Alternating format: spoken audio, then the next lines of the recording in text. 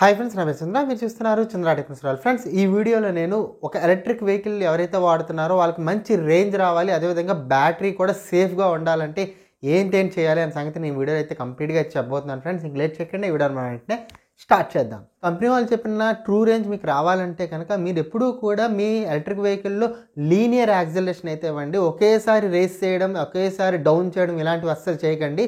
చిన్నగా రేస్ చేయండి, అది స్పీడ్ అందుకునేంత వరకు అయితే వెయిట్ చేయండి. అంతే తప్ప స్పీడ్ ఎక్కువ కావాలని చెప్పి ఊరికే రేస్ చేయడం వల్ల మనకి ఏమవుతుందంటే బ్యాటరీ మీద స్ట్రెస్ పడుతుంది, కరెంట్ ఫ్లో ఎక్కువ అవుతుంది. దీనివల్ల వైర్లు బ్యాటరీ కూడా వేడెక్కిపోతాయి అన్నమాట. ఇది చేయడం స్లో చేయడం వల్ల బ్యాటరీ మీద చాలా స్ట్రెస్ అయితే గురవుతుంది. దీనివల్ల రేంజు పడిపోతుంది, బ్యాటరీ అనేది హెల్త్ మీద కూడా చాలా దెబ్బతింటుంది అనమాట.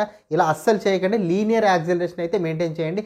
చిన్నగా రేస్ చేయండి, over a period of time అది స్పీడ్ అందుకుంటుంది అనమాట. అలా మెయింటైన్ చేయండి, మీకు మంచి రేంజ్ అయితే వస్తుంది. ఇంకా రెండో విషయానికి వచ్చేస్తే కనుక ఎప్పుడు కూడా మీరు స్పీడ్ వచ్చేసరికి 40 to 50 కిలోమీటర్ స్పీడ్ అయితే మెయింటైన్ చేయండి.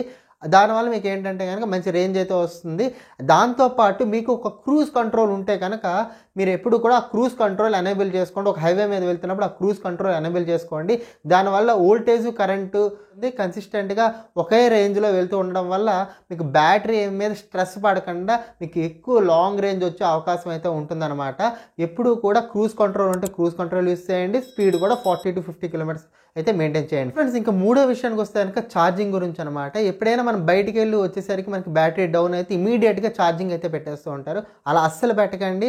మీరు బయటికి వెళ్ళి ఎండలోంచి బయటికి వెళ్ళి వచ్చిన తర్వాత మీరు కాసేపు వెయిట్ చేయండి. ఒక 10 to 15 మినిట్స్ వెయిట్ చేసిన తర్వాత మీరు ఎమర్జెన్సీ అనుకుంటే కనుక మీరైతే ఛార్జింగ్ అయితే పెట్టండి, ఫుల్ ఛార్జ్ చేసుకోండి. లేదా బెస్ట్ ఛార్జింగ్ టైం ఎప్పుడు కూడా మీరు నైట్ టైం అయితే పెట్టుకుంటే మంచిది అనమాట. బయట క్లైమేట్ చల్లగా ఉంటుంది కాబట్టి బ్యాటరీ కూడా డ్యామేజ్ అవ్వకుండా మీకు ఛార్జింగ్ అవుతున్నప్పుడు బాగా జరుగుతుంది. దాంతోపాటు ఇంకొక స్మార్ట్ ప్లగ్ అయితే తీసుకోండి, లేదా ఒక ప్లగ్కి టైమర్ కూడా ఉండే ప్లగ్స్ అయితే అమ్ముతున్నారనమాట. అలాంటి టైమర్ ఉన్న ప్లగ్స్ మీరు తీసుకోగలిగితే కనుక ఇన్ అవర్స్ కావాలంటే అన్ అవర్స్ సెట్ చేసుకుంటే ఆటోమేటిక్గా ఆ ప్లగ్గే పవర్ ఆఫ్ అయితే చేసేస్తుంది అనమాట.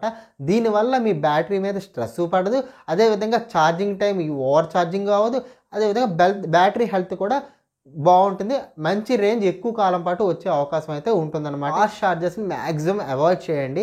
సో మంత్కి 1 or 2 times మీరైతే ఫాస్ట్ ఛార్జింగ్ అయితే చేయండి. కానీ మీరు ఎప్పుడూ కూడా ఫాస్ట్ ఛార్జింగ్ మీదే మీరు బండి నడుపుతానంటే కనుక మీ బ్యాటరీ అనేది త్వరగా డిగ్రేడ్ అయితే అయిపోతుంది.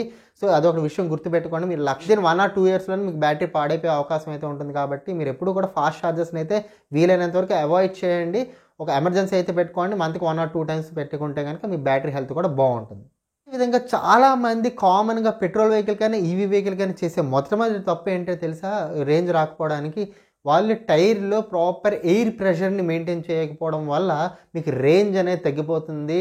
అదేవిధంగా టైర్లు కూడా ఫాస్ట్గా అరిగిపోతాయి. ఎప్పుడూ కూడా ఒక ప్రిస్క్రైబ్డ్ ఏదైతే టైర్ ప్రెషర్ మెన్షన్ చేశారో ఆ టైర్ ప్రెషర్ని ప్రతి 2 daysకి ఒకసారి చెక్ చేసుకుని మీరైతే కంపల్సరీగా ఆ టైర్ ప్రెషర్ని అయితే మెయింటైన్ చేయండి. మీకు కంపల్సరీగా మంచి రేంజ్ అయితే వస్తుంది. అండ్ అదేవిధంగా చాలా ఎలక్ట్రిక్ వెహికల్స్లో మనకి ఏంటంటే కనుక రీజనరేటివ్ ఆప్షన్ అయితే ఉంటుందన్నమాట. మనం ఎప్పుడైతే బ్రేక్ వేస్తామో అప్పుడు రీఛార్జ్ అయితే అవుతూ ఉంటుంది. ఒకవేళ మీ ఎలక్ట్రిక్ వెహికల్లో కూడా రీజనరేటివ్ బ్రేకింగ్ ఉంటే కనుక దాన్ని అయితే ఎనేబుల్ చేసుకోండి. మీరు బ్రేక్స్ యూస్ చేసే బదులు స్లో చేయడానికి బ్రేక్స్ యూస్ చేసే బదులు మీరు ఓలాలో అయితే ఫ్రంట్కి తిప్పితే కనుక రీజనరేటివ్ బ్రేకింగ్ అయితే ఆన్ అవుతుందన్నమాట. సో బ్రేక్స్ యూస్ చేసే బదులు ఈ రీజనరేటివ్ బ్రేకింగ్ అయితే యూస్ చేయండి, ఫ్రంట్కి థ్రాటిల్ తిప్పి. అప్పుడు మీకు ఏంటంటే కనుక బండి స్లో అవడంతో పాటు మీకు రీఛార్జ్ కూడా అవుతూ ఉంటుంది. దానివల్ల కూడా మీకు మంచి రేంజ్ అయితే వస్తూ ఉంటుందన్నమాట. లాస్ట్ అండ్ ఇంపార్టెంట్ విషయం ఏంటంటే కనుక ఎవరైతే ఒక 100 kilometers రేంజ్ ఒక ఎలక్ట్రిక్ వెహికల్ మీద ట్రావెల్ చేయాలనుకుంటున్నారో వాళ్ళు ఒకే అటెస్టేజ్ వాళ్ళైతే వెళ్ళిపోతూ ఉంటారు.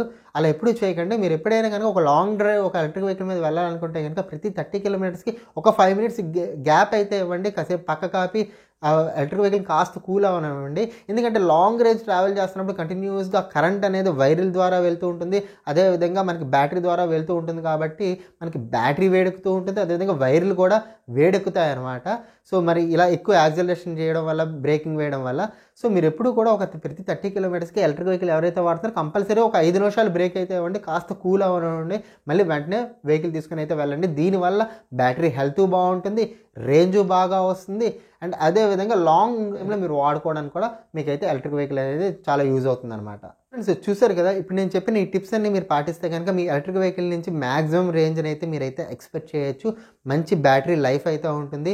అదేవిధంగా మీ ఎలక్ట్రిక్ వెహికల్ కూడా మంచిగా రన్ అవుతూ ఉంటుందన్నమాట. సో ఫ్రెండ్స్, ఈ వీడియో కానీ మీకు నచ్చినట్టయితే కనుక ఒక లైక్ బటన్ అయితే క్లిక్ చేయండి. నా ఛానల్ ఫస్ట్ టైం చూసాను కనుక నా ఛానల్ అయితే సబ్స్క్రైబ్ చేసుకోండి. Thank you so much for watching this video and this is Chandra signing off.